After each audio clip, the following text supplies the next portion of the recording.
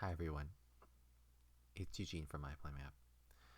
A lot of advisors ask us, new advisors are to MyPlanMap, are there templates that we create out of the box in MyPlanMap?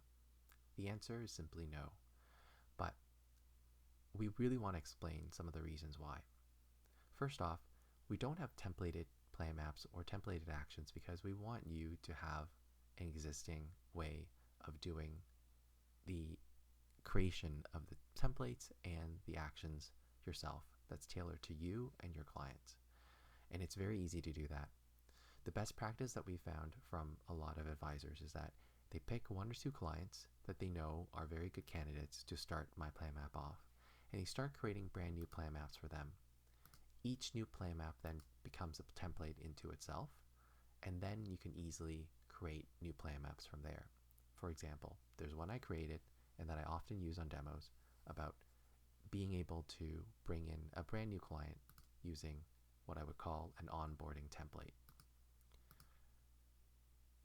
What this does is it brings in all the actions that you already have and it places them in any time within the next 6 to 12 months. All the actions that are coming up for this onboarding client. You can then update the information that's personalized for that client as you wish, and of course add new actions as you are tailoring this for this particular client. The other thing about templates, and it also works at the action by action level as well, the actions themselves are used and saved in your library so that you can easily type in the keywords and use that again. So for example, if I typed in insurance, you can easily bring that text right in, or something more complicated, which is if you were to say, I want to have an existing checklist for annual review meetings, you can do so, and the saved checklist also gets saved in here.